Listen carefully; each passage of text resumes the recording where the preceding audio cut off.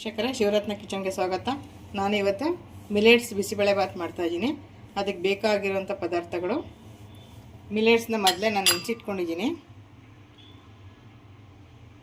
4 hour ನೆನೆಸಿಟ್ಕೋಬೇಕು.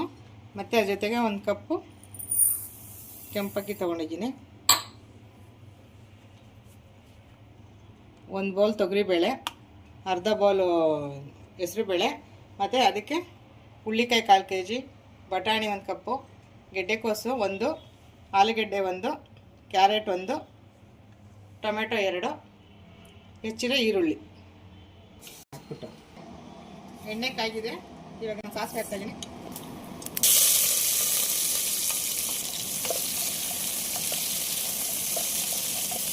ಈಗ ಹೆಚ್ಚಿರೋ ತರಕಾರಿ ಒಂದಾಗಿ ಹಾಕೋಣ. ಮೊದಲು ಬಟಾಣಿ ಹಾಕೊಂಡಿದ್ದೀನಿ,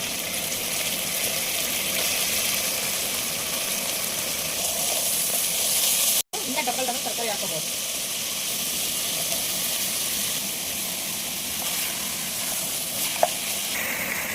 ಮಿಲೆಟ್ಸ್ ಹಾಕ್ತಾ ಇದ್ದೀನಿ, ನೆನೆಸಿರೋದು ತೊಳೆದಿರೋ ಬೇಳೆ ಮತ್ತು ಹೆಸರುಬೇಳೆ, ತೊಳೆದಿರೋಂಥ ಕೆಂಪು, ಬಿಳಿ ಅಕ್ಕಿ ಕೂಡ ಹಾಕೋಬಹುದು.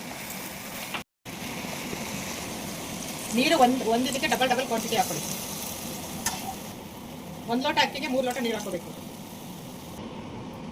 ಇವಾಗ ನೀರಲ್ಲಿ ಹಾಕೊಂಡಿದ್ದೀನಿ. ಇವಾಗ ಹುಣಸೆಹಣ್ಣು ಹಾಕ್ತಾ ಇದ್ದೀನಿ, ರಸ ಹಾಕ್ತಾ ಇದ್ದೀನಿ. ಬೇಳೆಯಿಂದ ಅಕ್ಕಿಯಿಂದ ಸೇರಿಸಿ 4 ಲೋಟ ನೀರು ಹಾಕೋಬೇಕು.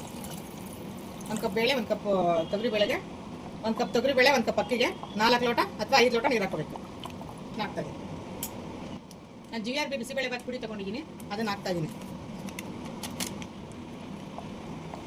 ನಾನು GRB ಬಿಸಿಬೇಳೆ ಬಾತ್ ಪುಡಿ 2 ಪ್ಯಾಕೆಟ್ ಹಾಕಿದ್ದೀನಿ. ನೀವು ಖಾರ ಬೇಕಾದ್ರೆ ಇನ್ನೂ ಜಾಸ್ತಿ ಹಾಕೋಬೋದು. ರುಚಿಗೆ ತಕ್ಕಷ್ಟು ಉಪ್ಪು ಹಾಕ್ತಾ ಇದ್ದೀನಿ. ಇವಾಗ ಮುಚ್ಚಳ ಹಾಕ್ತಾ ಇದ್ದೀನಿ. 2 ರಿಂದ 3 ಸಲ ಬಿಸಿ ಕೂಗಿಸ್ಬೇಕು.